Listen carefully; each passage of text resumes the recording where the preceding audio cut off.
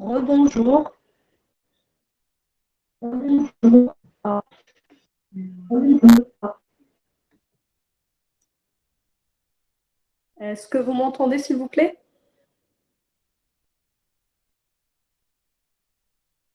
Oui, Très bien, parfait. Bon, je pense qu'on va encore attendre un petit peu. J'imagine que c'est pas tout le monde qui sait.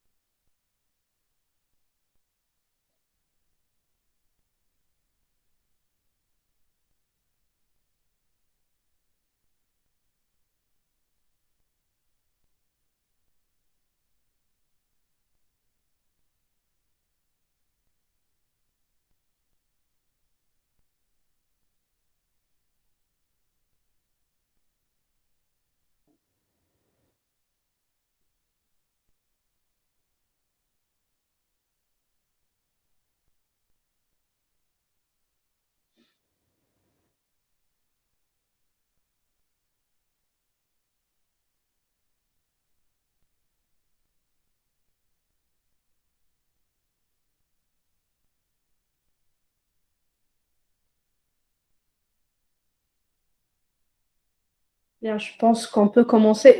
Yasmine, vous avez partagé le lien?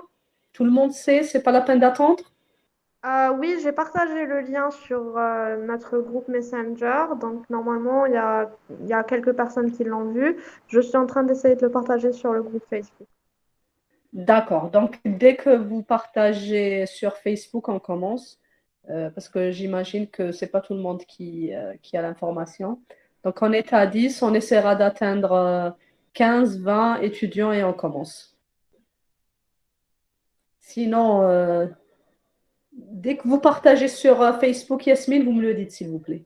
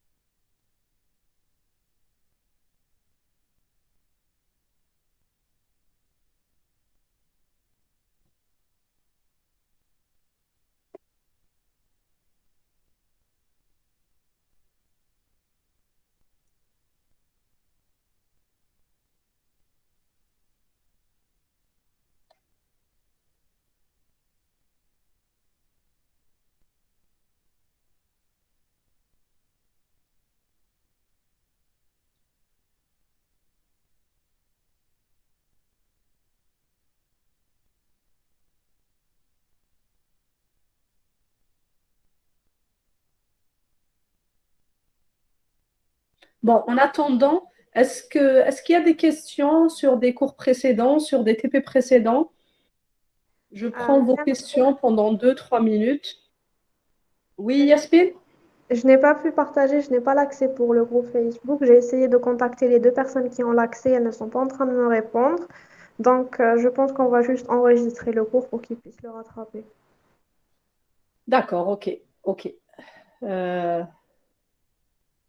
ok, donc j'essaierai de donner le maximum d'explications.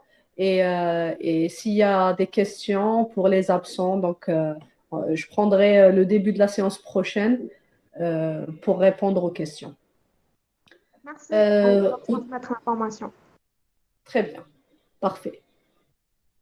D'autant plus que donc j'aurai aussi donc l'occasion de rajouter des explications vu que ça sera donc on va implémenter la régularisation, donc je ferai des rappels durant notre séance de TP. Autre chose, alors Yasmine et Mohamed, il n'est pas là. Euh, Normalement, la semaine prochaine, il y a examen de rattrapage et je surveille le rattrapage. Donc, le même jour de notre séance, donc je ne pourrai pas vous prendre en présentiel. Donc, on essaiera de réfléchir plus tard à trouver une solution pour pouvoir récupérer la séance de dimanche prochain.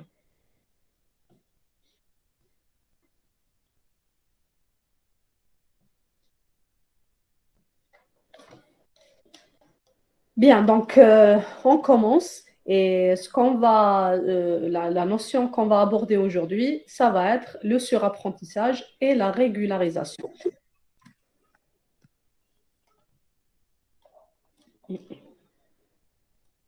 Donc pour aujourd'hui, on parlera de surapprentissage et de régularisation. On avait déjà commencé à parler du surapprentissage, du sous-apprentissage, si vous vous rappelez, durant le chapitre 1. On avait dit que euh, lorsque euh,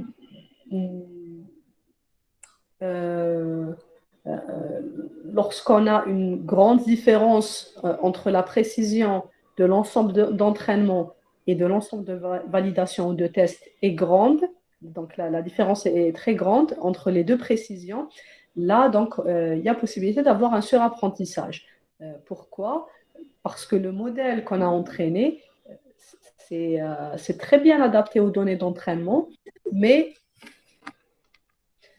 donc, notre modèle s'est très bien adapté aux données d'entraînement, mais lorsqu'il a essayé de généraliser, lorsqu'il a essayé de classifier ou d'appliquer une régression sur des données qu'il n'avait jamais vues durant l'apprentissage, il a eu des problèmes et sa précision est tombée très bas par rapport à sa précision durant l'entraînement. Donc là, on était sur un problème de surapprentissage. Le sous-apprentissage est l'inverse, ou presque. Donc, durant l'apprentissage, l'algorithme ou notre modèle n'arrive pas à atteindre des bons taux de précision. Donc, même sur l'ensemble d'apprentissage. Et donc là, la fonction, et on va le voir justement aujourd'hui, maintenant qu'on a plus de bagages en mathématiques, donc la fonction hypothèse était beaucoup trop simple et ne s'est pas adaptée à nos données. Donc, voyons ça un peu plus en détail. Donc, comment choisir la bonne fonction? Donc, on va essayer de reprendre notre premier exemple, l'exemple qu'on avait choisi pour comprendre la régression linéaire. On avait essayé de prédire le prix d'une voiture à partir du salaire d'une personne. Et on avait un certain ensemble de données d'apprentissage, des exemples dans notre base d'apprentissage. Et notre objectif était de définir les paramètres de notre fonction, hypothèse qu'on avait choisi être linéaire. Donc, c'était une ligne. On avait un seul paramètre qui était le salaire. Donc, on a décidé que ça allait être une ligne en appliquant l'algorithme de régression linéaire, trouver donc le coût de cette ligne, de cette prédiction basée sur une ligne de régression, minimiser ce coût en calculant la dérivée. Donc, on avait vu deux techniques principales. La première technique, c'était la descente du gradient. La deuxième technique, c'était donc l'équation normale. Donc, ce qu'on avait vu, en fait, c'était seulement le premier cas, donc le cas qu'on a à gauche. Et il y a quelque chose dont on n'avait pas parlé, c'est d'essayer de créer de nouvelles caractéristiques. À la base, on avait une caractéristique qui était le salaire. Et on essayait de prédire le prix de la voiture seulement en se basant sur le salaire. Et en essayant de trouver une équation linéaire, en trouvant les deux paramètres de notre équation linéaire, donc θ0 et θ1. ce qu'on peut faire, c'est un peu compliquer notre fonction. Donc, si on compte seulement sur une régression linéaire qui essaie un petit peu de se calquer sur nos données, et si on avait ce genre de données, notre équation de régression linéaire aurait quand même une erreur conséquente. Donc, le coût de cette fonction serait conséquent. Vous voyez bien que ma fonction linéaire et ma ligne est loin de mes observations. Donc, tout ça, toute cette distance qu'on voit ici, ça va se cumuler dans l'erreur. Et regardez dans la deuxième figure, comme la fonction, donc ça c'est ma fonction hypothèse, pareil, comme elle est bien calquée sur mes données. Et là, on voit que les données se rapprochent beaucoup à la fonction, à notre courbe, et ce qui fait qu'ici, notre erreur est petite, et plus petite que si on avait utilisé seulement une équation linéaire. Si on complique encore plus notre fonction linéaire, donc ça ne devient plus une fonction linéaire, on aura donc une courbe qui est exactement calquée sur nos données. Comment on a obtenu cette ligne et ces schémas de fonctions? En fait, pour le premier cas, on a pris la caractéristique telle qu'elle. Pour le deuxième cas, on a pris la même caractéristique qui est le salaire, mais on a essayé d'imaginer une fonction quadratique. Et le graphe de notre fonction quadratique, donc le graphe de notre fonction quadratique, c'est celui-ci. On veut aussi compliquer encore plus. Cette fonction ne nous a pas satisfait. On avait quand même une erreur qu'on voulait encore minimiser. On a imaginé de nouvelles caractéristiques qui étaient basées sur notre ancienne caractéristique, mais maintenant, ce n'est plus une fonction quadratique, donc notre régression n'est plus une régression ni linéaire ni quadratique, mais plutôt polynomiale. Pourquoi? Parce qu'on a un polynôme. Donc, le graphe qu'on voit ici, c'est un graphe qui a été généré à partir d'une fonction polynomiale, qui est exactement cette fonction. Et pourquoi on définit donc des caractéristiques, de nouvelles caractéristiques, justement pour compliquer notre fonction, pour qu'elle soit plus adaptée à nos données d'apprentissage. Là, on a deux problèmes. On a un problème de sous-apprentissage et un problème de surapprentissage. Pour le sous-apprentissage, on avait une erreur trop grande où notre graphe était beaucoup trop loin de nos données. Notre surapprentissage était que notre graphe était exactement calqué sur nos données, mais il était beaucoup trop spécifique à nos données. Donc, si on a une nouvelle observation, le graphe qu'on a construit nous donnera une grande erreur pour une observation quelconque et qui n'est pas exactement sur notre graphe. Donc, ma question pour vous est, où est le sous-apprentissage et où est le surapprentissage? J'ai trois schémas et on va dire où est un apprentissage raisonnable. Donc, j'ai trois schémas, un schéma à gauche, un schéma au milieu et un schéma à droite. Et là, je suis en train de vous dire que dans ces trois schémas, il y a un schéma où j'ai un surapprentissage, un deuxième où j'ai un sous-apprentissage et un troisième où j'ai une régression ou une hypothèse correcte. Alors, le sur et le 3, le sous, le sur et le 3, le sous, le 1 et le 2, normal. 1 et 2, normal, 3, sous. OK? Surapprentissage, c'est polynomial. Surapprentissage, celui de droite, parce que ça touche à peu près tous les points, d'une façon pas très uniforme. Celui de gauche, je dirais que c'est normal, peut-être. Enfin, même celui du milieu, on dirait du surapprentissage, parce qu'il y a une façon de toucher tous les points. Enfin, je sais pas, c'est juste une opinion. Très bien, très bien. Donc, toutes les opinions et tous les avis sont les bienvenus. Donc, on a notre avis sur apprentissage le 3, sous-apprentissage le 2 et apprentissage 2. Samy, vous avez sous-apprentissage 2 et apprentissage 2. Sous-apprentissage 1, bien, bien. je vois les autres avis. Surapprentissage, c'est polynomial. Je suis d'accord avec vous. En fait, effectivement, je suis aussi d'accord avec Ahlam.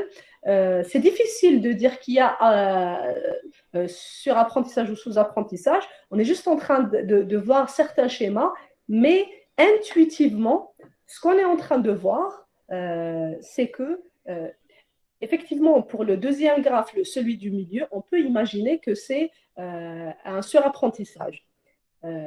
En général, ce schéma ne représente pas vraiment un surapprentissage. Pourquoi? Parce il se rapproche des données, mais il n'est pas, il correspond pas exactement à nos données. Enfin, si, il correspond exactement à nos données, mais on va imaginer que si j'ai un point ici, donc la distance ne sera pas très grande. Si j'ai mes données qui sont construites de cette façon, donc une nouvelle donnée ne va pas être forcément beaucoup trop loin. Donc en fait, cette fonction est une fonction assez correcte. Bien sûr, ce sera la base de test qui va nous dire, la base de validation, mais a priori, c'est une fonction qui n'est pas très compliquée et qui nous donne quand même une erreur petite par rapport à la première fonction. En fait, la première fonction, c'est une fonction de sous-apprentissage. Pourquoi? Parce que nos données telles qu'on les voit respectent quand même une certaine forme. Nos données respectent quand même une fonction quadratique, alors que nous, on est en train d'essayer de les mettre sur une fonction linéaire. Alors, sous-apprentissage gauche, correct au milieu, voilà, acceptable, on va dire, et apprentissage sur apprentissage à droite. Il n'est pas exactement calqué sur les données. Duquel vous voulez parler, Samy? Du milieu?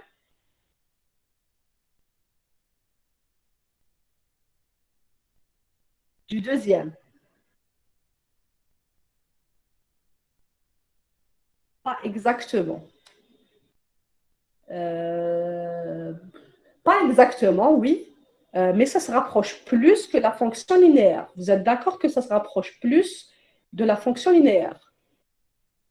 Très bien. Donc, c'est ce qu'on veut. En fait, on n'est pas exactement sur la fonction. Donc, si on n'a pas vraiment nos données, donc ça, c'est juste un exemple graphique, juste pour avoir une intuition par rapport au sous-apprentissage et au surapprentissage. Donc, généralement, le surapprentissage, c'est lorsque mes données sont assez loin de ma fonction hypothèse de sous-apprentissage. Le surapprentissage est lorsque je vois que j'ai une fonction assez compliquée, donc le graphe est assez compliqué, et là, donc, vous voyez que normalement, si j'ai une nouvelle observation, étant donné que mes données suivent quand même une certaine forme, probablement une nouvelle observation tombera un petit peu ici. Et si ma nouvelle observation est ici, là, donc ma fonction telle que je l'ai définie, ma fonction polynomiale, va me donner une grande erreur. Par contre, si elle est là, pour cette fonction, mon erreur ne sera pas grande. Si elle est là, à la même position avec ma fonction linéaire, l'erreur sera assez grande aussi. Donc, c'est juste pour distinguer surapprentissage, sous-apprentissage et apprentissage plus ou moins correct d'une façon très intuitive et d'une vision très globale. On va rentrer dans les détails tout de suite. Donc, voilà. Ce qu'on peut retenir de ce slide, c'est qu'une fonction linéaire peut très souvent tomber sur le problème de sous-apprentissage. Ce qu'on comprend aussi de ce slide et ce qu'on peut retenir, c'est qu'on peut créer de nouvelles caractéristiques et on peut les élever à n'importe quelle puissance. Et lorsqu'on les élève à une certaine puissance, on est en train de changer notre fonction hypothèse qui devient un peu plus compliquée. Et plus on élève à une certaine puissance, on crée des caractéristiques polynomiales, plus on va compliquer notre fonction. Plus on complique notre fonction, plus on risque de tomber sur un surapprentissage. Donc voilà, c'est ce qu'on est en train de dire. Comment choisir la bonne fonction hypothèse et les bonnes caractéristiques pour la régression linéaire. Donc, utilisation d'une ligne pour la régression linéaire, ou bien non, utilisation d'une fonction quadratique pour les caractéristiques. Donc là, on n'est plus sur une régression linéaire, mais une régression quadratique, ou bien utiliser une fonction polynomiale, donc transformer nos caractéristiques. Et là, donc, comme je vous disais, intuitivement, si je vois ces schémas, je vais me dire qu'ici, je suis plutôt sur un surapprentissage, ici, je suis plutôt sur un sous-apprentissage, et ici, on va dire que c'est un apprentissage plus ou moins correct, donc une fonction plus ou moins correcte qui me donne plus ou moins des erreurs petites ou relativement petites. Si j'applique le même principe sur la régression logistique maintenant, donc sur la classification, donc pareil, imaginez ici que c'est mes classes positives, les vertes, c'est mes classes négatives. Si j'utilise une fonction linéaire, bien sûr à laquelle j'applique une fonction de régression, une fonction logistique, et j'aurai en résultat cette ligne, ce plan, qui va me séparer mes données, donc la limite de décision, decision boundary. Donc, si je la dessine comme ceci, je risque, pareil, donc intuitivement, de tomber sur un sous-apprentissage. Ici, aussi intuitivement, lorsque je vois mon schéma, il est possible que ceci soit un surapprentissage. La fonction est beaucoup trop compliquée. Par contre, si j'utilise une fonction pareille, une simple fonction quadratique, il est possible que cette fonction me donne un bon résultat et c'est ce que je vois a priori. Donc, j'ai certaines erreurs, effectivement, mais mes erreurs sont moins que les erreurs que j'obtiendrai avec une fonction linéaire. Et donc, pareil, je veux créer, donc j'ai deux caractéristiques. Donc, dans le premier cas, j'avais seulement la caractéristique du salaire. Dans le deuxième cas, on va imaginer que j'ai le salaire plus les dépenses mensuelles. Et là, je vais dire, est-ce que oui ou non, la personne va acheter une voiture ou pas. Donc, je dessine ma ligne avec ma fonction linéaire. Je complique ma fonction linéaire pour avoir une fonction quadratique en me basant sur les deux caractéristiques, donc le salaire et les dépenses mensuelles. Et je complique encore plus ma fonction linéaire pour avoir une fonction polynomiale en me basant donc sur le salaire. Donc, j'aurai le salaire, puis le salaire au carré, puis le salaire à la puissance 3, etc. Donc, si j'élève à la puissance 3, donc je vais avancer jusqu'à élever x2 aussi à la puissance 3. Donc, x1 au carré, x1 au carré fois x2, x1 au carré fois x2 au carré, x1 au carré fois x3 au carré. Ensuite, x1 plus au cube. Alors, ici, je peux enlever x2. Je peux avoir θ6 fois x1 à la puissance 3 plus θ7 x1 puissance 3 fois x2 plus θ8 x1 puissance 3 fois x2 à la puissance 2, etc. Donc, je construis mon polynôme qui est basé sur deux caractéristiques et j'aurai quelque chose qui ressemble à ceci. Donc, pareil, on tombera sur le même problème, un sous-apprentissage et un surapprentissage. Mon surapprentissage, donc si j'ai une nouvelle observation ici, donc là, elle sera considérée, pourquoi pas, parce qu'elle est au-dessous de ma courbe, donc elle sera considérée comme un exemple négatif alors que c'est un exemple positif. La même observation, si je la mets à la même position, elle sera considérée comme un exemple positif. Donc, la courbe de la fonction quadratique a donné une bonne prédiction et la ligne, donc, aussi a donné une bonne prédiction, mais ça revient aussi à avoir donc, le même exemple du côté, de l'autre côté de la courbe. Voilà, donc ce qu'on retient ici aussi, c'est que pour une régression linéaire, je peux transformer ça en une régression quadratique ou polynomiale, donc je transforme mes caractéristiques. Et pareil pour la régression logistique, j'aurai une régression logistique où mes variables avec une fonction quadratique ou polynomiale où mes variables ont été élevées à une certaine puissance. Donc, en fait, vous avez donné de bonnes remarques. La fonction ne calque pas vraiment. La deuxième fonction peut être une fonction, qui a eu un surapprentissage. Donc, en fait, on ne peut pas vraiment détecter ça. Mais c'est quand même une technique.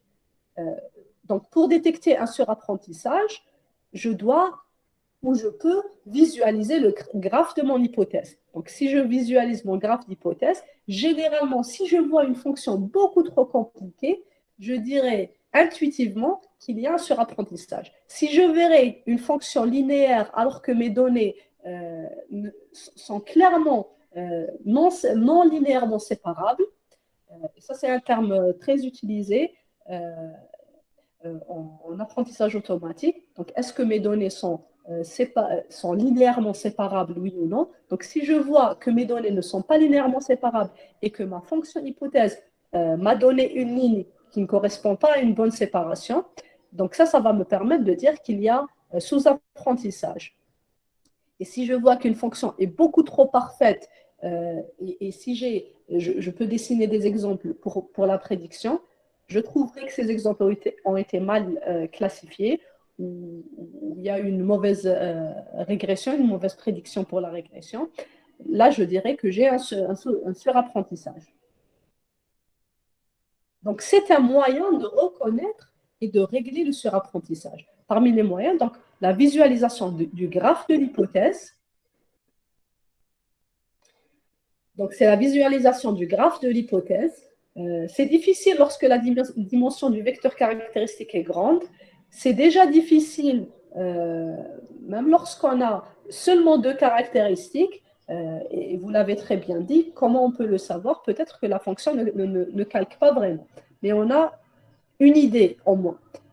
Et même avec cette idée, si on a une idée du surapprentissage ou du sous-apprentissage lorsqu'on regarde le graphe, dès qu'on augmente la dimensionnalité de nos descripteurs,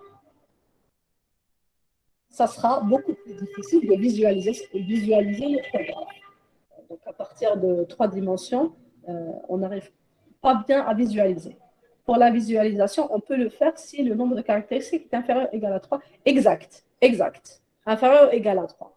Donc, et encore, donc, je dirais inférieur ou égal à 2, inférieur ou égal à 3, on aura un graphe 3D et c'est assez difficile de voir est-ce que nos données sont séparables, est-ce que notre graphe de l'hypothèse a bien séparé les données, oui ou non. Dès qu'on dépasse 3 caractéristiques ou dès qu'on dépasse plutôt 2 caractéristiques. Donc, le plus utile, c'est d'avoir 2 caractéristiques et de voir si notre courbe est en train de bien séparer nos données. Donc, on peut utiliser la méthode ACP pour la visualiser. Non. ACP, c'est autre chose. ACP, c'est pour garder seulement les caractéristiques qui nous intéressent. On ne va pas se presser avec l'ACP. On le fera après les vacances, Inch'Allah. Mais non, ACP, ce n'est pas seulement pour la visualisation. ACP, c'est pour garder seulement certaines caractéristiques. Et donc, justement, c'est justement à ça que je fais référence, donc réduire le nombre de caractéristiques. Donc, première possibilité, c'est de visualiser le graphe. Si j'ai inférieur ou égal à 2 caractéristiques. Dès que c'est 3 caractéristiques, c'est difficile de visualiser notre hypothèse. Une autre solution, à part celle de visualiser, lorsqu'on a beaucoup plus de caractéristiques que 2, on peut réduire le nombre de caractéristiques, soit manuellement, soit automatiquement. Manuellement, je vais essayer de voir s'il y a des variables, comme on l'avait dit dans un cours précédent. On va essayer de voir s'il y a un lien entre une caractéristique et une autre. Par exemple, on a le salaire qui est en dinars et la même caractéristique, mais le salaire qui est en centimes. Donc, c'est la même caractéristique, et on est en train de l'utiliser 2 fois, on tombe sur un surapprentissage. Donc, on va éliminer une des caractéristiques. Pareil ici. Donc, j'ai des caractéristiques qui sont mes anciennes caractéristiques, mais auxquelles j'ai élevé la puissance. Donc, lorsque j'étais à la puissance 2 de x1 et à la puissance 2 de x2, on a vu qu'on avait une fonction assez correcte. Mais dès qu'on était passé à la puissance 3, notre fonction est devenue beaucoup trop compliquée. Donc, je peux me dire, intuitivement, je vais éliminer les x puissance 3, x1 puissance 3 et x2 puissance 3. Et je garderai seulement la fonction quadratique. Donc, c'est une solution. Mais là, on vient de le faire manuellement. Donc, on s'était dit que la fonction quadratique est suffisante, donc on élimine ce qui reste. On peut le faire automatiquement. Donc, j'ai certaines caractéristiques, j'ai un ensemble d'apprentissages où chaque exemple a beaucoup trop de caractéristiques. On peut essayer de trouver des solutions automatiques, telles justement l'analyse en composante principale, l'ACP que vient de mentionner votre camarade. Donc, ça, c'est une technique pour garder seulement les caractéristiques intéressantes et éviter, en faisant ça, éviter le surapprentissage. Mais maintenant, notre problème, c'est comment éliminer ces caractéristiques. Et on a aussi, donc si j'élimine certaines caractéristiques, je prends le risque de perdre de l'information. Donc là aussi, c'est un compromis. Donc là, on va le voir, donc toutes ces techniques, on va les voir plus tard durant ce semestre. On a aussi la possibilité de sélectionner le meilleur modèle. On appelle ça model selection.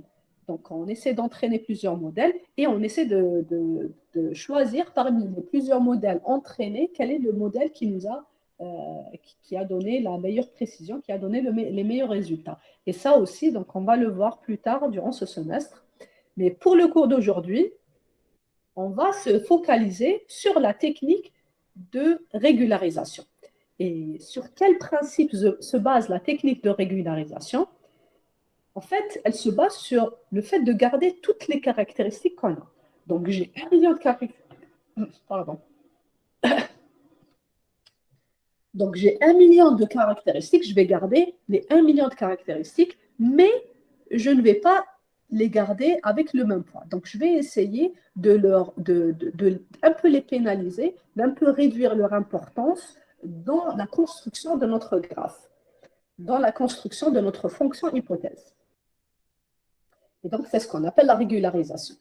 C'est quoi notre régularisation? Donc, la régularisation, c'est le fait d'éviter le surapprentissage en gardant toutes nos caractéristiques, mais en manipulant les poids des paramètres appliqués à ces caractéristiques. Donc, si on revient sur l'exemple précédent, et on commence avec ce qui est le plus simple, c'est la régression linéaire. Et la régression linéaire univariée, avec une seule variable. Donc, on imagine qu'on a une fonction de régression linéaire, et on va imaginer qu'on a élevé la puissance de notre fonction linéaire à une fonction polynomiale. Donc, ça, c'est notre nouvelle fonction hypothèse. Et on va essayer de calculer le coût de cette fonction. Donc, le coût tel qu'on a l'habitude de le calculer, c'est bien sûr la différence entre l'hypothèse qui a prédit la valeur de notre régression et la valeur réelle de notre exemple. Et donc, on a élevé ça au carré pour éviter le problème du signe négatif. Et on a moyenné ça sur tous les exemples. Donc, on rappelle ici la fonction hypothèse. Donc, on rappelle que la fonction hypothèse est une fonction polynomiale prenant le salaire x comme seule caractéristique, mais créant de nouvelles caractéristiques. Et dans ce cas, donc, la première caractéristique, c'est notre x. La deuxième caractéristique, c'est notre x élevé à la puissance 2. La troisième caractéristique, c'est notre salaire, donc x élevé à la puissance 3. Et notre quatrième caractéristique, c'est notre salaire élevé à la puissance 4. À cette fonction, ce qu'on veut faire, on le sait déjà, c'est les deux paramètres, et c'est les deux caractéristiques, x3, x puissance 3 et x puissance 4, qui sont nos x3 et nos x4, qui nous posent problème. Donc, ce qu'on veut faire, on veut les pénaliser. Et on veut les pénaliser à travers nos paramètres θ3 et θ4. Donc, comment on peut pénaliser ça? En leur donnant une grande valeur, en donnant un grand facteur de pénalisation à nos deux paramètres θ3 et θ4 qui sont liés à nos caractéristiques x3 et x4. Et en fait, comment on les pénalise? On les pénalise en les rajoutant au coût. Donc, le coût, à la base, ça va être le même coût que ce qu'on avait utilisé précédemment pour la régression linéaire. Mais maintenant, on va rajouter un coût supplémentaire qui va affecter les paramètres θ3 et θ4. Donc, si je vois la fonction de mon coût ici, on va se dire que si j'utilise seulement la partie à gauche, je traiterai tous les paramètres de θ0 jusqu'à θ4 de la même façon. Mais si je rajoute une grande valeur que je multiplierai par θ3 et une grande valeur que je multiplierai par θ4, donc en fait, si j'ai une petite valeur de θ3 et une petite valeur de θ4, lorsque je vais les multiplier tous les deux par 1000, mon coût va être augmenté par au moins la moitié de 1000. Si mes θ0 est égal à 0,5. Je sais que mes θ vont probablement être positifs. Donc, en fait, mon coût va être pénalisé. J'aurai un très grand coût avec des petites valeurs de θ3, θ4. Et donc, lorsque je vais calculer la dérivée du coût, je vais trouver une grande dérivée par rapport à θ3 et θ4. Pourquoi? Parce que c'est θ3 et θ4 qui ont causé le plus de mal à notre fonction de coût J. Donc, la fonction de coût J, en pénalisant θ3 et θ4, est celle-ci. La minimisation de cette fonction de coût résultera donc en des paramètres θ0 et θ3 et θ4 qui vont se rapprocher de 0. Pourquoi? Parce qu'à chaque fois, on va trouver qu'à cause de θ3 et à cause de θ4, la valeur du coût est grande. Et donc, on va soustraire une grande valeur à θ3 et une grande valeur à θ4. Et donc, après plusieurs itérations, durant la phase d'apprentissage, nos paramètres θ3 et θ4 vont se rapprocher de 0. Si mes paramètres θ3 et θ4 se rapprochent de 0, donc en fait, ce que je vais garder va être les paramètres θ1, θ2 et θ0. Et là, on va se rapprocher de la fonction quadratique qui nous a donné le bon résultat. Donc, au moins visuellement, le bon résultat. Donc, une bonne fonction qui est bien calquée sur nos données. Donc, si je compare ça avec ma fonction, la première fonction que j'ai définie, ma fonction polynomiale, donc j'aurai le graphe polynomial comme ceci. Et là, on avait dit qu'il est beaucoup trop compliqué, qu'il est beaucoup trop calqué sur nos données. Et si j'ai une variable qui sort un tout petit peu de cette fonction linéaire, donc si elle est juste là, donc j'aurai une grande erreur. En pénalisant les caractéristiques en fait, on pénalise les caractéristiques à travers la pénalisation des paramètres. Donc, je pénalise la caractéristique x3 et x4 à travers la pénalisation des paramètres θ3 et θ4 dans la fonction de coût. Donc, si j'ai pénalisé ça, j'ai une petite valeur de θ3, θ4. Ça se rapproche de 0, ce n'est pas égal à 0. Si c'était égal à 0, j'aurais une fonction quadratique, exactement quadratique. Mais là, on est en train de se rapprocher de 0. Donc, vous voyez ici que j'ai une fonction qui ressemble à une fonction quadrate qui ont un peu changé avec leur petite valeur, très petite valeur qui se rapproche de 0 et qui ont un petit peu changé la forme de notre fonction. Pourquoi? Parce que notre fonction est toujours une fonction de x3 et de x4, mais avec un petit poids pour x3, donc x à la puissance 3 et x à la puissance 4.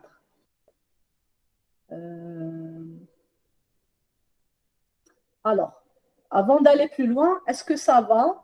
Est-ce qu'on a besoin de revoir des choses? Est-ce que c'est clair? Est-ce qu'il y a des questions? Madame, est-ce que vous pouvez Oui, redéfinir juste la notion de pénalisation? pénalisation. Bien. Donc, en fait, notre graphe ici, c'est un graphe qui est né d'une fonction polynomiale. Et en fait, on ne va pas aller chercher comment on a dessiné ce graphe. C'est juste une représentation, mais pour une fonction polynomiale, c'est le graphe que vous risquez d'avoir. Donc, un graphe assez compliqué. Pour une fonction quadratique, vous allez avoir une fonction smooth, assez bien dessinée et qui n'a pas beaucoup trop d'extrémum. Par contre, une fonction polynomiale n'a pas un seul extrémum, mais elle a plusieurs extrémums. Donc, notre fonction polynomiale est celle-ci, et on a vu que cette fonction ne correspond pas trop à nos valeurs, et à nos valeurs d'apprentissage. Donc, ce qu'on veut, on veut un petit peu réduire le poids que x à la puissance 3 et x à la puissance 4 ont. Et en fait, c'est à cause d'x à la puissance 3 et x à la puissance 4 qu'on a eu ce graphe. Donc, comment on pénalise ça? En fait, on va aller multiplier θ3 et θ4 par une grande valeur dans la fonction du coût. Qu'est-ce que ça veut dire? Ça veut dire que je fais la minimisation du coût comme d'habitude. Donc, tous mes θ vont être... on va essayer de leur calculer la dérivée partielle comme on a l'habitude de faire avec ce terme. Mais si je rajoute un coût supplémentaire induit à cause de θ3 et θ4, dans ce cas-là, lorsque je vais calculer la dérivée du coût par rapport à θ3, donc je commence par θ3, donc je calcule la dérivée du coût par rapport à θ3, donc en fait j'aurai la dérivée de ce premier coût qu'on a l'habitude d'avoir, donc c'est hθx moins y fois xj, plus cette dérivée, donc j'aurai plus 1000. Et donc en fait, la dérivée partielle de θ3 ressemblera à la dérivée partielle de θ2, θ1 et θ0, mais à laquelle on a rajouté une valeur de 1000. Et donc, le coût est en train de souffrir à cause de θ3. Pourquoi? À cause de, parce qu'on a multiplié θ3 par cette grande valeur. Je fais pareil, donc la dérivée de θ4, et en fait, pour la dérivée de θ4, donc j'aurai la dérivée telle qu'on a l'habitude de le faire, donc l'hypothèse moins y, donc hθ de x moins y, multiplié par x, xj bien sûr, donc ici x4, à laquelle je rajoute la dérivée partielle de j par rapport à θ4. Donc en fait, c'est 1000 multiplié par θ4. Et donc on voit bien que pour θ3 et θ4, on a eu la même dérivée, mais à laquelle on a rajouté 1000 multiplié par sa valeur originale. Et toute cette valeur, je vais la réduire à θ4. Donc θ4 va être encore plus petit. Plus petit, donc la dérivée partielle de j par rapport à θ4 et la dérivée partielle de j par rapport à θ3 sera beaucoup plus grande que la dérivée partielle de j par rapport à θ0, à θ1 et à θ2. Justement, à cause de on va le voir tout de suite, à cause de ce terme de régularisation, à cause de cette valeur qu'on a multipliée par le poids pour essayer de diminuer l'effet qu'a θ3 et θ4 sur notre fonction du coût. D'accord. Ok. Ça oui. va, c'est plus clair? Oui, oui, merci. Très bien. D'autres questions, s'il vous plaît?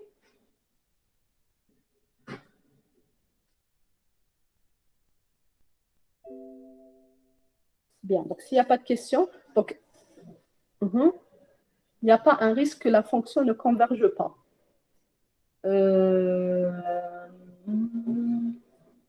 Est-ce qu'il y a un risque que la fonction ne converge pas?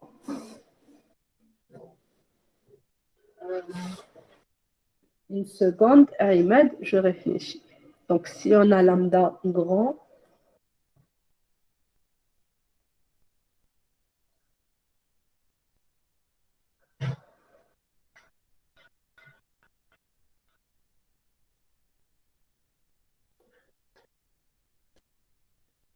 Normalement, il n'y a pas de risque.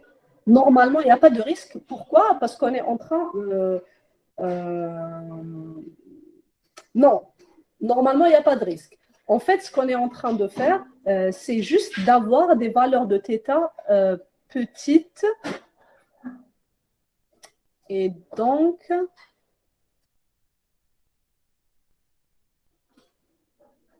on est en train d'avoir des valeurs plus petites dépendant du paramètre lambda. Normalement, il n'y a pas de risque. Mais laissez-moi encore réfléchir à ça. Normalement, il n'y a pas de risque par rapport à la régularisation.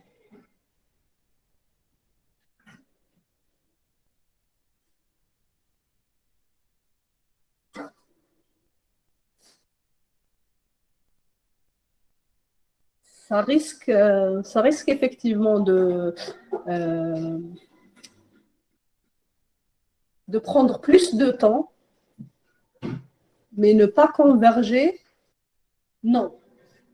Non, ça n'affecte pas le fait de ne pas converger.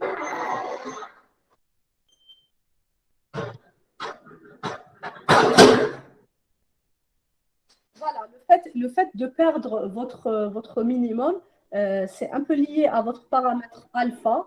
Le paramètre, le terme de régularisation ne va pas empêcher la convergence, mais va juste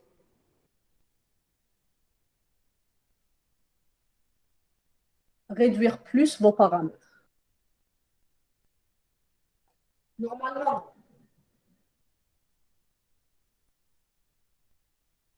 Bien, donc on continue. Donc on avait dit qu'on voulait pénaliser certains paramètres. Et comment on va les pénaliser? En les multipliant par une valeur grande par rapport aux autres paramètres. Donc, si je vois que dans ma fonction, il y a des paramètres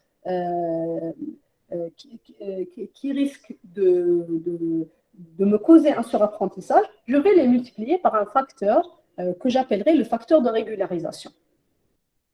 Donc, la minimisation de cette fonction de coût résultera en des paramètres θ3 et θ4 qui se rapprochent de 0, et donc notre fonction originale va être une fonction qui se rapproche de la fonction quadratique. Dans ce cas particulier, ceci revient à une hypothèse quadratique avec des petites contributions de θ3 et θ4. Donc, les petites contributions, c'est ce qui a causé la fonction à ne pas être une fonction avec un schéma quadratique exact, mais plutôt un schéma pseudo-quadratique. Donc maintenant, on voudrait savoir comment se fait la régularisation en termes généraux. Donc ici, on sait que ce qui a causé le surapprentissage, c'est seulement les caractéristiques x3 et x4.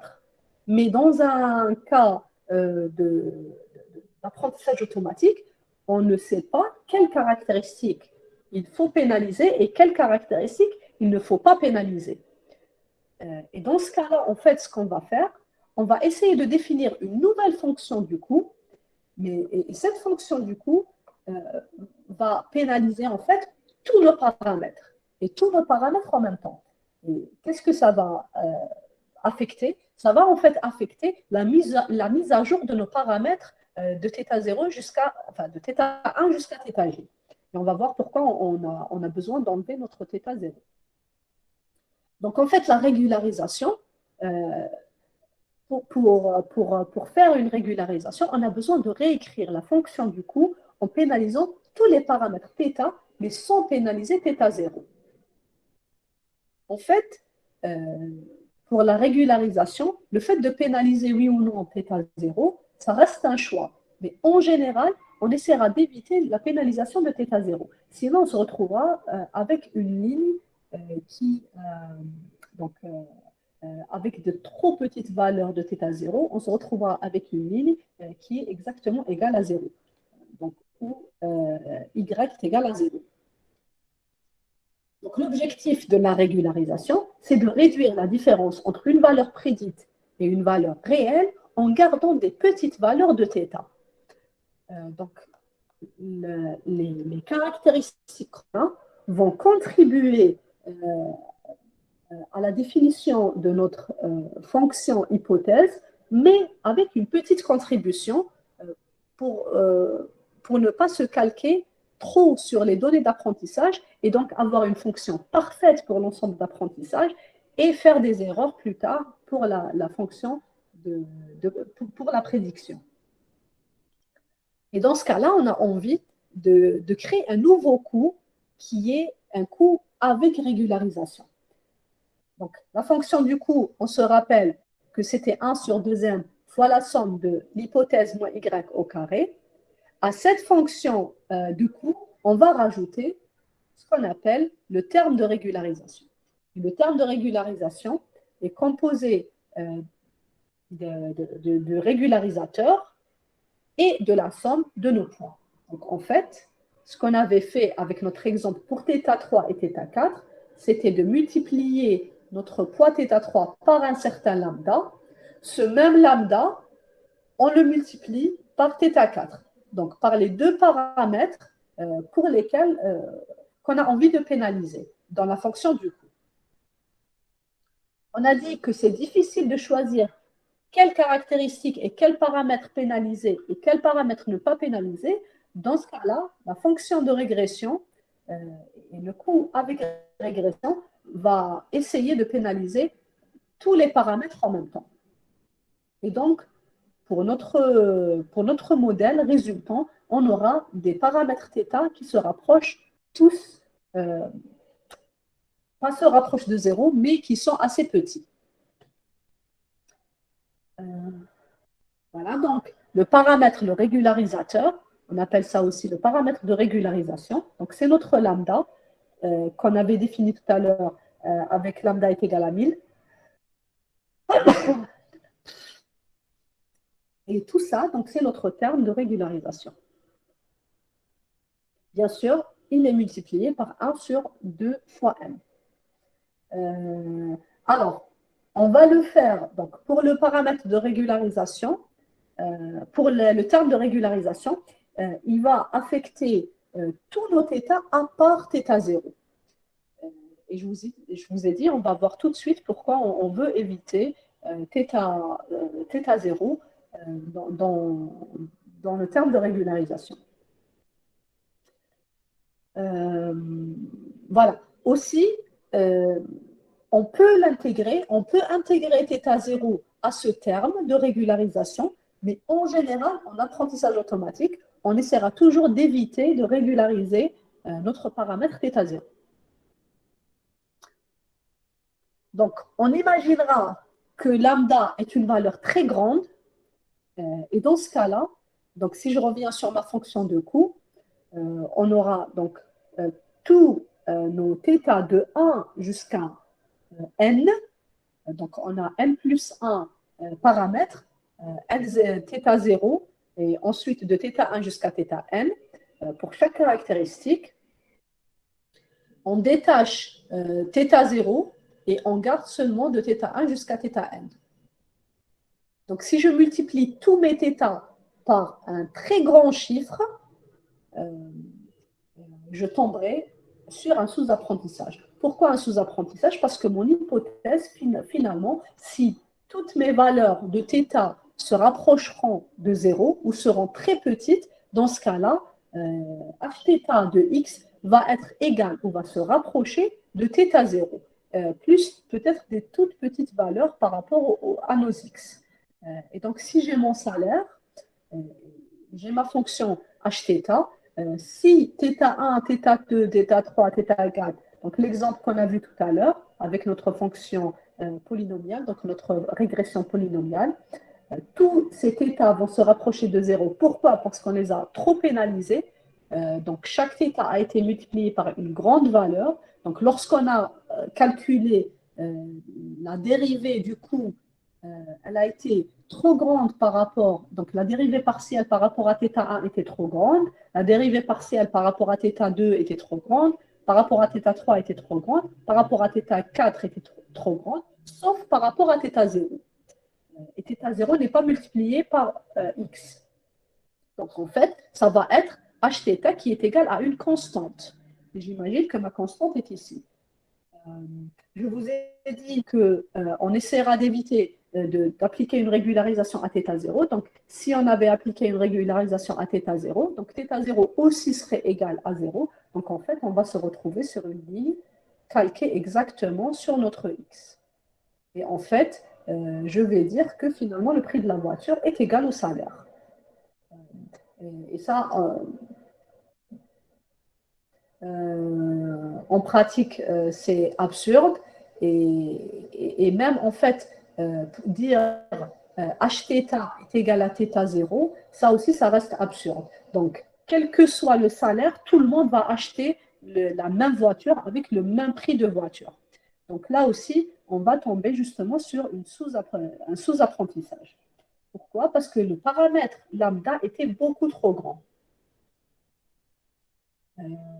Donc en fait, il faut avoir un compromis entre le paramètre de régularisation. Donc je dois quand même laisser les paramètres de régularisation contribuer à ma fonction hypothèse, mais ne pas tomber sur un sous-apprentissage. Donc, est-ce que l'algorithme ne va pas converger? En fait, ce n'est pas qu'il va converger ou pas, c'est qu'on va tomber sur carrément un problème de sous-apprentissage. Donc, je ne suis même pas en train de ne pas trouver le minimum local, je suis en train de trouver le minimum local, mais qui n'a pas de sens, mais qui est absurde.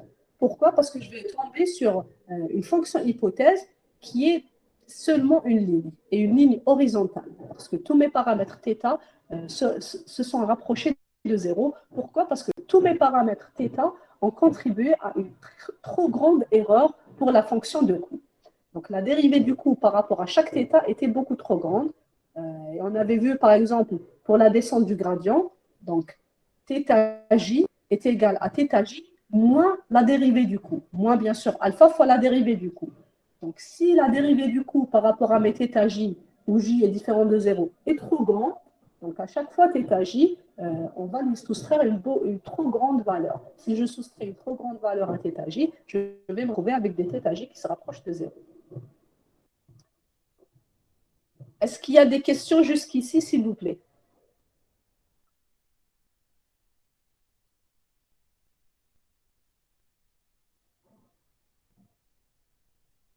Des questions? Très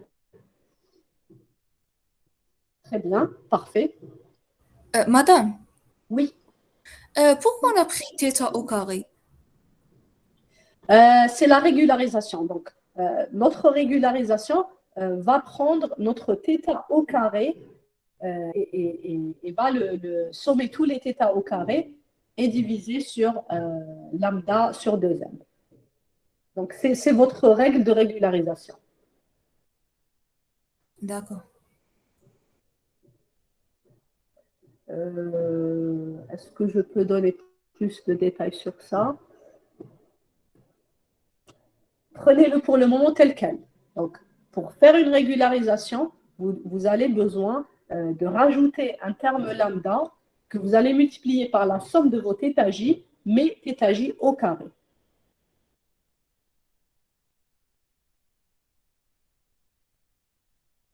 Autre question, s'il vous plaît?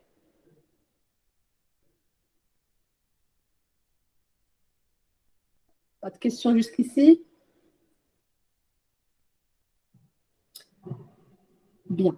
Donc, on continue. Très bien, parfait.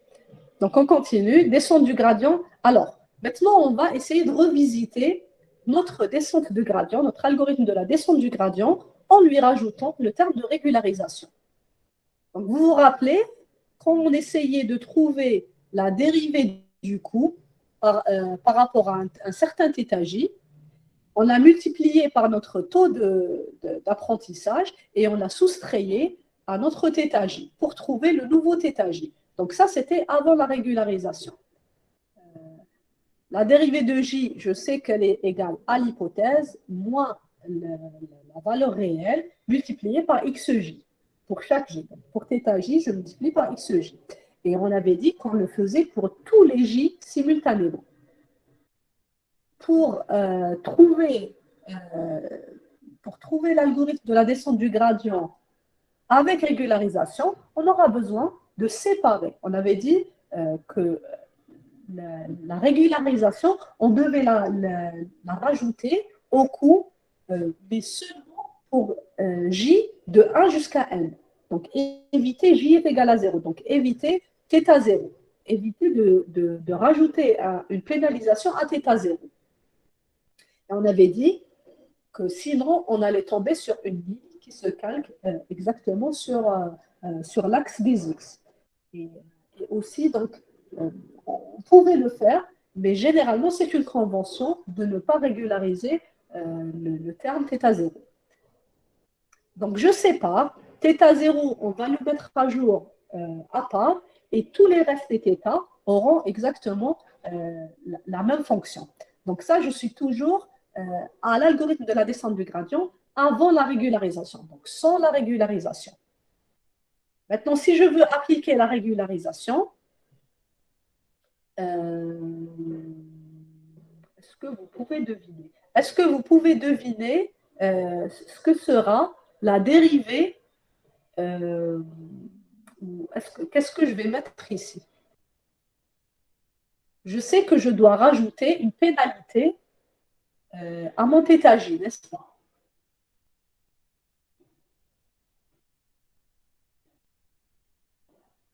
Plus ρj, c'est-à-dire, ou 0j, je rajoute. C'est sûr que je vais rajouter quelque chose. Plus xj, non, pas xj. Je ne vais pas rajouter xj. J'ai besoin, déjà, je vous donne un indice, j'ai besoin de mon terme de régularisation. Et mon terme de régularisation, vous vous rappelez, c'était égal à lambda multiplié par la somme de mes θj au carré. Donc, j'ai besoin de rajouter la dérivée de cette partie à ma fonction du coût pour mettre à jour mon θj.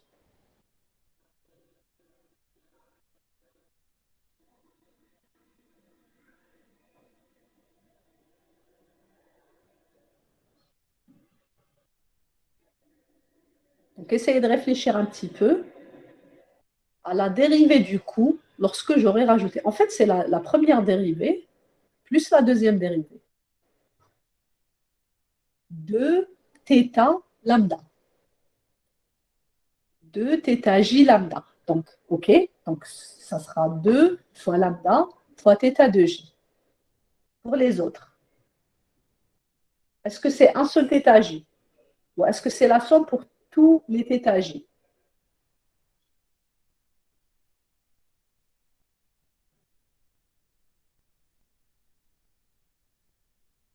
De lambda, la somme de θj. OK, donc j'ai deux réponses et on va essayer de voir ensemble. Les autres, qu'est-ce que je vais rajouter à ma dérivée? Je sais que je dois pénaliser θj. Je suis sur θj. J'aurai θj moins le taux d'apprentissage fois la dérivée du coût plus un terme de régularisation. Vous réfléchissez encore ou je donne la réponse?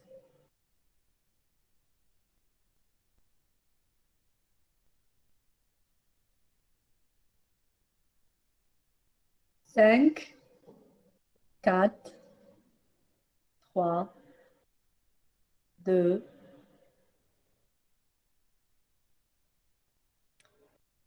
Ah, je ne l'ai pas encore écrit. Ah, c'est ici. Donc, voici ce qu'on va rajouter. Alors, lambda multiplié par θj sur m. Mon m, que j'ai mis ici, donc vous vous rappelez, donc c'était 1 sur m. Le 2, on l'avait perdu lorsqu'on avait dérivé, parce qu'on avait au carré ici. Donc, on avait 1 sur m. Et donc, la deuxième partie, c'était celle-là. Donc, lambda sur m fois θj. Donc, alors, de lambda, la somme. Donc, c'était plus Iman, Hachi qui était plus proche. Donc, voici comment je vais rajouter un terme de régularisation à ma dérivée du coup. Donc, j'ai remplacé donc, cette partie par cette partie, donc cette somme, plus 1 sur m de mon θj. Donc, je veux pénaliser seulement mon θj. Donc, en fait, Ayman, je n'ai pas besoin de rajouter, donc de mettre la somme de tous les θj. Je veux pénaliser seulement θj. Et c'est ce qu'on avait fait précédemment lorsqu'on avait multiplié par les 1000. Donc, θj moins alpha, le taux d'apprentissage, fois 1 sur m, la somme de mon hypothèse moins mon y fois xi. Donc, jusqu'ici, on était sur notre ancienne dérivée. Et alpha, donc, je multiplie aussi par lambda sur m fois θj. Et donc, ça, c'est équivalent à dire donc θj, donc je sors mon θj comme facteur commun, et j'aurai donc 1 moins alpha fois lambda sur m. Donc, en fait, alpha fois ce qui reste ici, plus alpha fois lambda sur m θj, je sors alpha comme facteur et j'aurai 1 moins alpha fois lambda sur m. Et bien sûr, le reste, donc moins lambda fois le reste. Donc, en fait, ça, vous pouvez essayer de réfléchir. Donc, comment on a obtenu ça? À partir de ce qu'on avait ici, donc de l'erreur.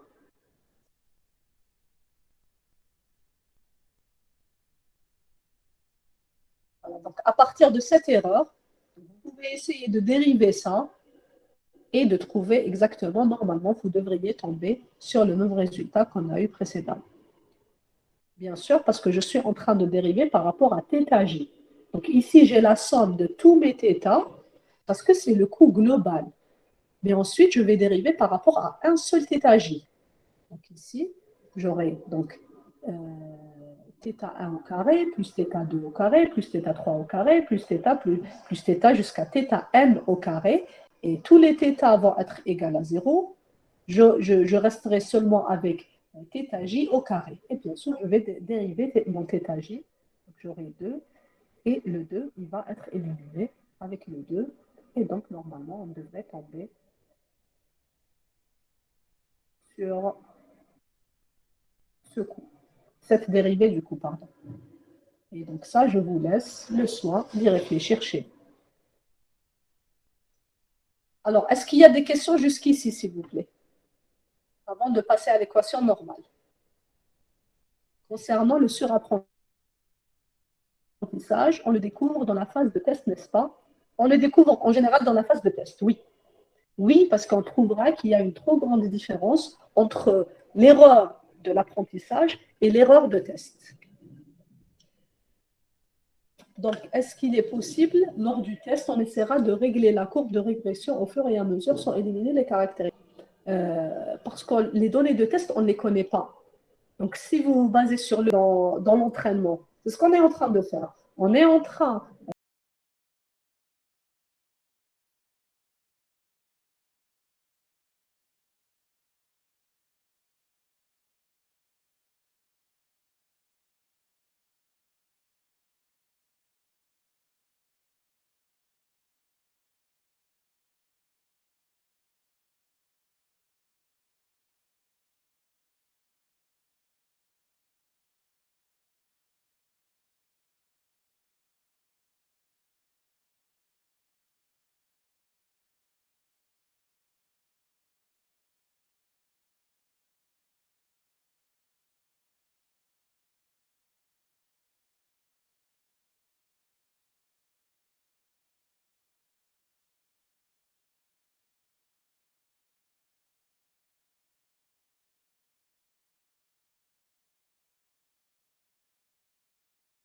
d'apprendre à partir de chaque exemple. Donc, si vous avez déjà entraîné votre modèle, vous avez trouvé une fonction de régression, ensuite, à partir de cette fonction de régression, donc vous avez vos paramètres de θ0 jusqu'à θn, ensuite,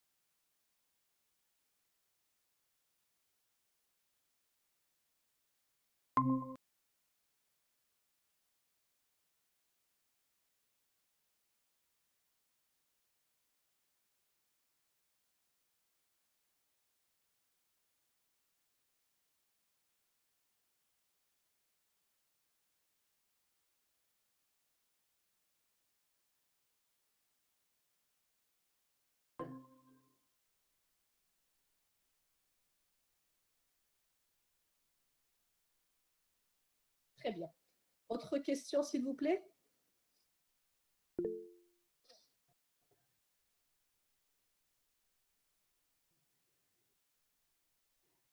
Pas d'autres questions?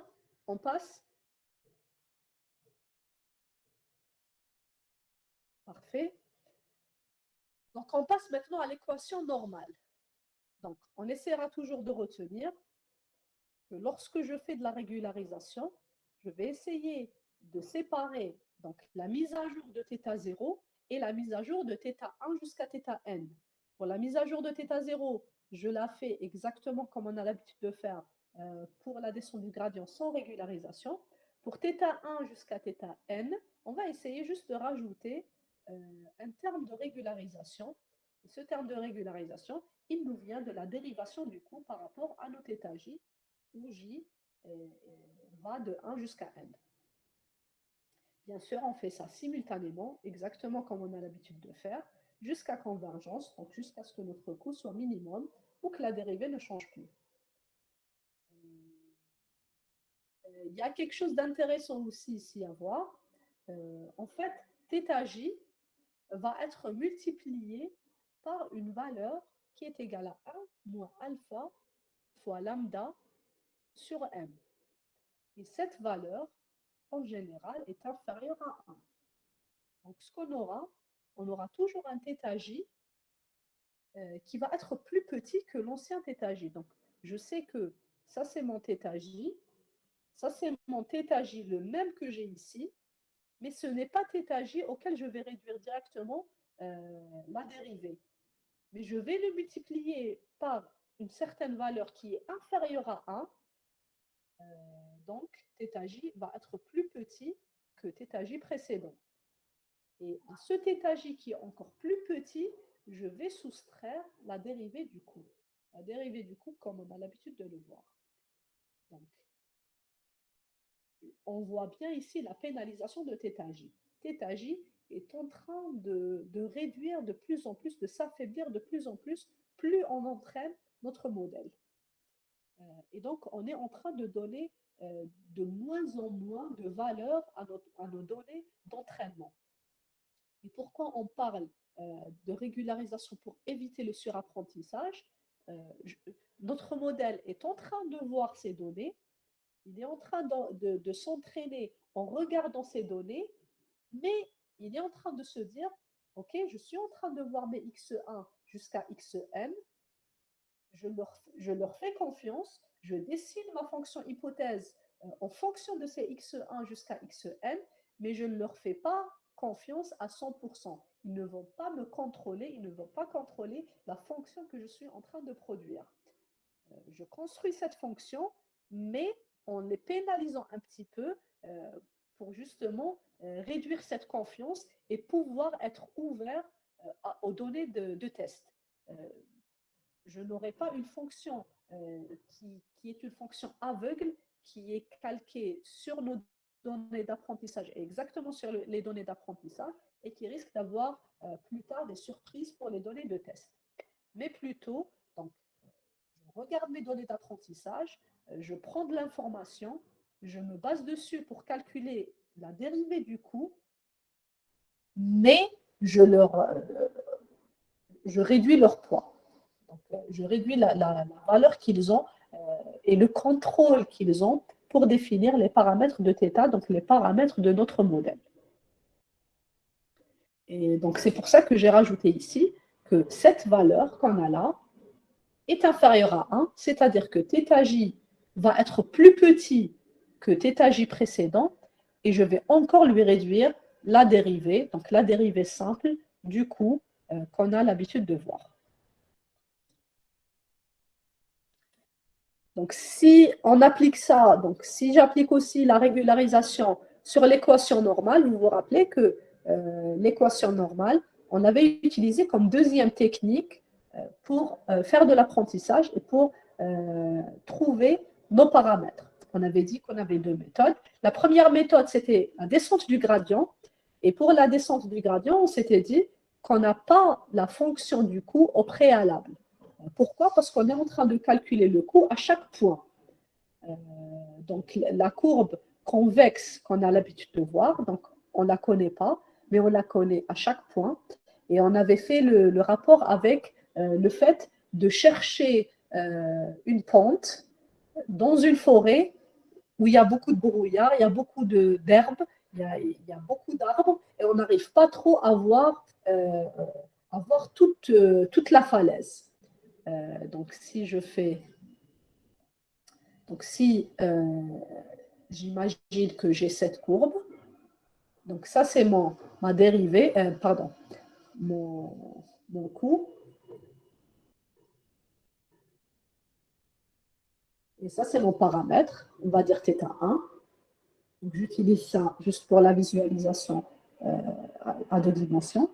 Donc, on va imaginer qu'on est là. Et on veut descendre jusqu'ici. Mais en fait, on n'arrive pas trop à voir. Donc, il y a des arbres. Il y a du brouillard, il y a du vent. Et ce qu'on peut voir, c'est juste le pas qu'on va faire d'ici jusque-là. Donc, ce qu'on fait, on va prendre le coût à ce point et on va essayer de calculer la dérivée du coût. Donc, prendre 2 points avec la même fonction du coût et essayer de voir est-ce que je dois aller de ce côté ou bien de ce côté. Donc, est-ce que mon θ doit augmenter ou diminuer? Et sachant que cette falaise, on n'est pas en train de la voir.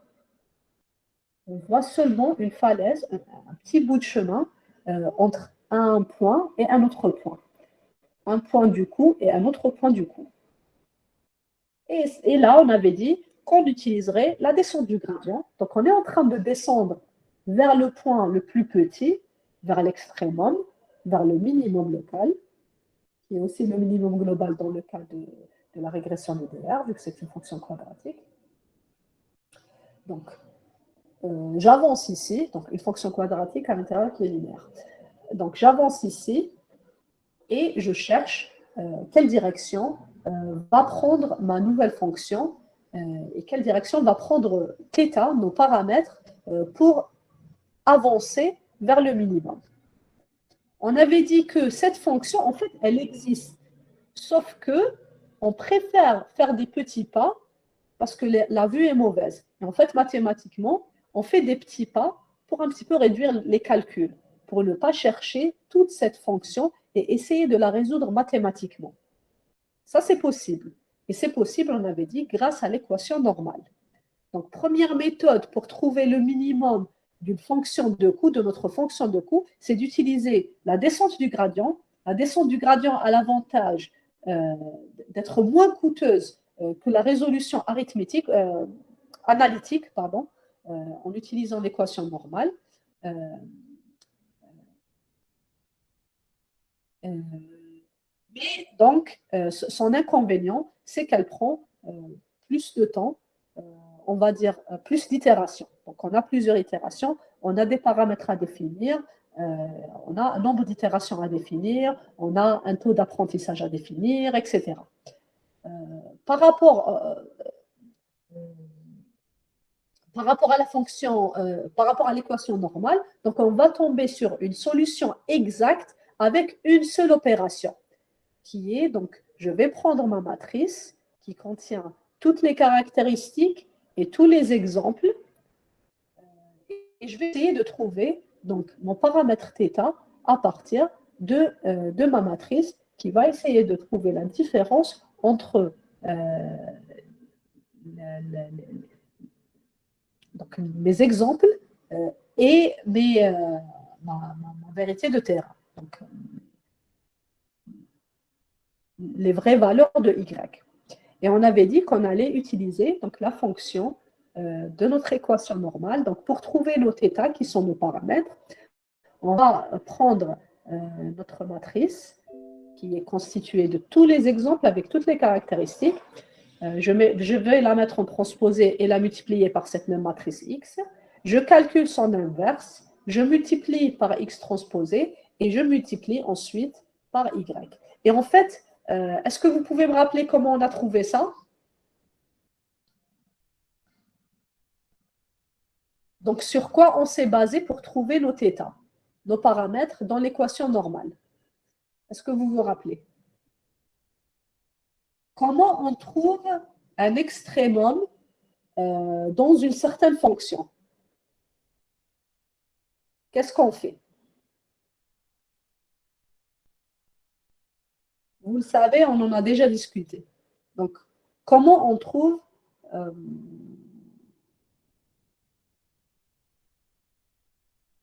donc, en fait, on est en train de chercher les θ. Et on veut trouver les θ, les meilleurs θ, qui nous donnent un J de θ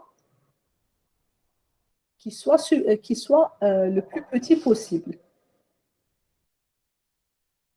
Comment on arrive à trouver ça, s'il vous plaît? Vous le savez.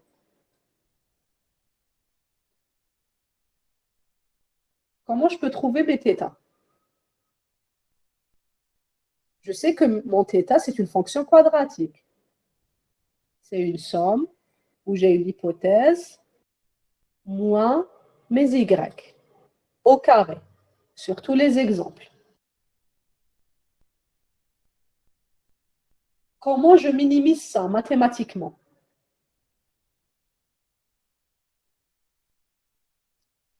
Si je veux trouver le minimum de f de x égale à x au carré plus 2.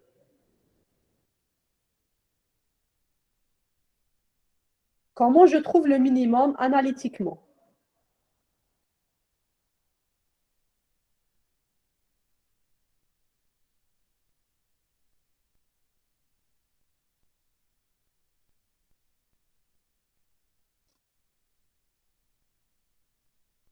Non?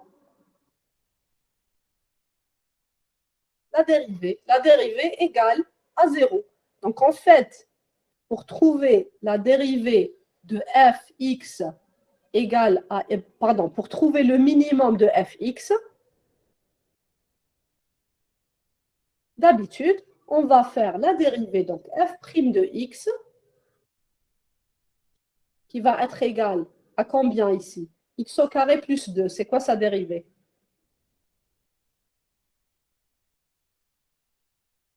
C'est quoi la dérivée de x au carré plus 2? C'est 2x. Donc c'est 2x. Pour trouver le minimum, qu'est-ce que je fais?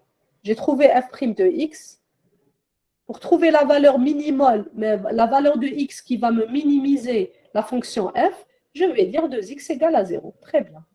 Donc 2x égale à 0. Donc mon x est égal à combien?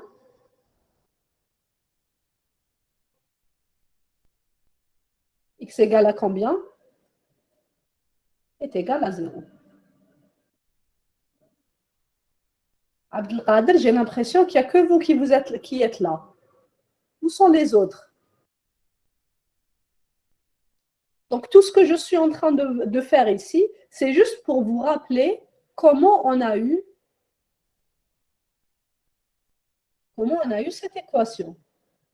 Donc, cette équation, comment on l'a eu? On a pris notre coût, on l'a dérivé, on l'a mis égal à 0 et on a cherché comment trouver nos θ qui minimisent le coût J de θ. Et on a trouvé ça. Et ça, donc, j'avais demandé à ce que vous essayiez de réfléchir comment la trouver. Donc, c'est simple, hein? C'est juste notre fonction qu'on a dérivée, qu'on a mis à 0. Et en fait, c'est juste un tout petit peu compliqué parce qu'on n'est pas en train de traiter une valeur de θ, mais on est en train de traiter un vecteur. Donc, θ, c'est un vecteur qui contient n plus 1 valeur. X est un vecteur qui contient n plus 1, une valeur. Et y, c'est un vecteur qui contient m valeur. Et donc, en dérivant le coût par rapport à θ, on va trouver donc, cette équation. Pour appliquer la régularisation, donc avant régularisation, mon θ, je pouvais le trouver en utilisant cette fonction qu'on a obtenue en dérivant notre coût J de θ, et on cherchait le minimum de J. pour trouver le minimum d'une fonction quelconque, on a besoin de dériver la fonction, de la mettre égale à 0 et de trouver la variable qui constitue notre fonction. Maintenant, avec régularisation, donc ça, c'est une loi aussi que vous pouvez trouver, mais c'est un peu lent et c'est un peu compliqué. Donc, si vous voulez vous casser la tête, vous pouvez essayer de trouver cette équation. Donc, comment on a trouvé le θ qui minimise notre fonction de coût avec régularisation. Sinon, vous prenez tel quel. Donc, en fait, c'est la même chose. Donc, x transpose fois x. Mais maintenant, on va lui rajouter lambda, qui est notre terme de régularisation, qu'on va multiplier par une certaine matrice où on a des zéros pour la première ligne, des zéros pour la première colonne, et tout le reste à l'intérieur, ça va être des 1. Et en fait, ce que vous voyez ici, c'est mes θj. Alors, pourquoi on a rajouté une ligne et une colonne? Tout simplement pour avoir la même taille que x transpose fois x. Une fois qu'on aura une même taille, on va calculer la matrice inverse qu'on va multiplier par x transposé et on multiplie par y. Donc, pour l'équation normale, je vous demande de ne pas avoir peur de cette fonction. Donc, c'est juste une solution alternative à la descente du gradient. Au lieu de calculer la descente du gradient avec des itérations, on va calculer tous les θ d'un seul coup en utilisant l'équation normale, qui est une solution analytique, qui est basée sur une dérivation mathématique. Donc voilà. Donc ça, c'est pour l'équation normale. On passe enfin à la régression logistique. Et pour la régression logistique, donc la même chose, vous vous rappelez que la dérivée de la régression logistique, c'est exactement la même que la dérivée de la fonction. La dérivée du coût pour la régression logistique, c'est exactement la même dérivée que la régression linéaire, sauf qu'à l'intérieur, notre fonction hypothèse, ce n'est plus θ0 plus θ1 fois x ou bien un grand θ fois x, fois grand x, mais ça va être la sigmoïde de grand θ fois x. Donc, pour la descente du gradient revisité avec la régularisation, donc on va juste rajouter le terme de régularisation. Et en fait, c'est exactement le même terme qu'on a utilisé pour la régression linéaire. Et donc, la seule différence, c'est bien sûr que hθ maintenant, ce n'est plus donc θ fois x, mais plutôt sigmoïde de θ fois x. Et bien sûr, donc le coût va un petit peu changer. Donc ici, pareil, comment on a trouvé ça? Donc, comment on a trouvé lambda sur m fois θj? Donc, on a juste dérivé cette fonction de coût par rapport à nos θj et on est tombé sur cette équation. Voilà, j'espère que vous n'êtes pas trop fatigués. Je sais que c'est tard. Est-ce qu'il y a des questions, s'il vous plaît?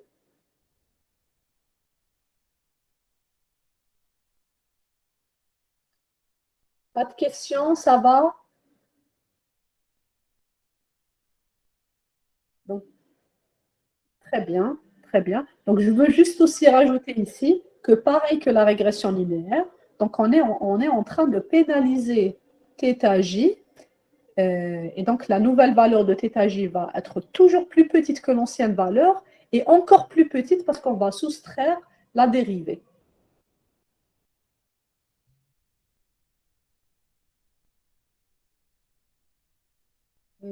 Est-ce qu'il y avait autre chose à voir? Normalement, non. Normalement, c'est tout ce qu'on avait. Voilà, donc normalement, on a toutes les compétences nécessaires pour aborder des choses plus compliquées de l'apprentissage automatique, notamment les réseaux de neurones qu'on va essayer d'aborder très bientôt. Et je pense que ça va, on a fait du bon chemin jusqu'ici. Je le vois aussi dans vos TP, donc vous êtes en train de très bien avancer. mais il faut quand même vous accrocher. Donc, je vous encourage à essayer de revoir ce qu'on est en train de voir. Ce n'est pas très compliqué lorsqu'on a une bonne base, c'est-à-dire que lorsqu'on commence à suivre dès le début. Donc, il faut juste pas lâcher, sinon il y aura à chaque fois de nouvelles choses à voir. Et à chaque fois, on verra de nouvelles choses basées sur ce qu'on a déjà vu. Donc, essayez toujours de garder le rythme. J'attends encore vos questions un petit peu. Et s'il n'y a plus de questions, je vous remercie. Et on essaiera de voir donc bon, on se verra bien sûr pour le TP de mercredi, Inch'Allah, et pour la semaine prochaine. Donc, on essaiera de récupérer la séance de dimanche en ligne, étant donné que ce sera les rattrapages. Pas de questions pour tous?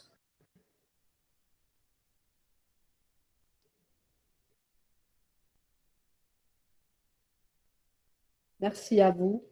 Madame, Oui. On peut appliquer la régularisation seulement avec les algorithmes de régression.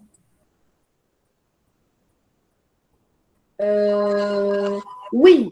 Enfin, non. Ce qu'on est en train d'utiliser ici s'appelle la régression.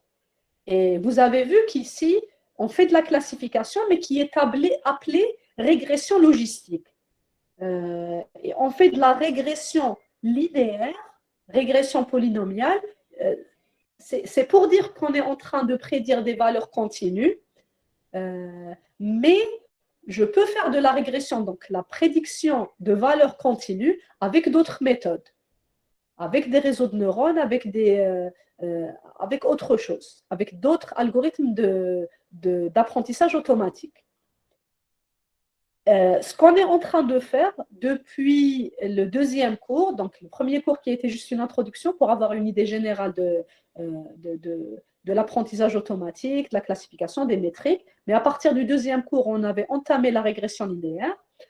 En fait, la régression linéaire, c'est une méthode de résolution d'un problème d'apprentissage automatique. La régression linéaire, c'est la résolution d'un problème de régression. La régression logistique, c'est une méthode pour régler le problème de classification. Mais il ne faut pas confondre la méthode régression linéaire et régression logistique avec le besoin de faire une régression. Donc, régression tout court, c'est prédire des valeurs continues. Classification, c'est prédire des valeurs discrètes. Régression linéaire, c'est un moyen de répondre aux problèmes de régression. Régression logistique est un moyen de répondre aux problèmes de classification. Mais c'est juste des appellations qu'on a utilisées pour donner un nom à cette méthode.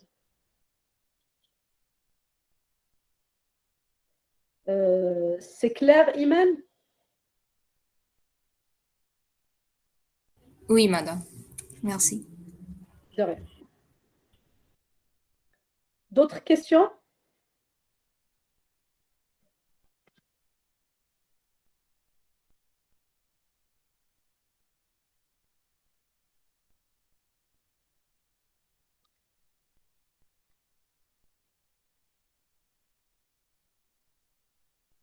Bien, donc si vous n'avez plus de questions, je vous remercie et on se voit mercredi, Inch'Allah.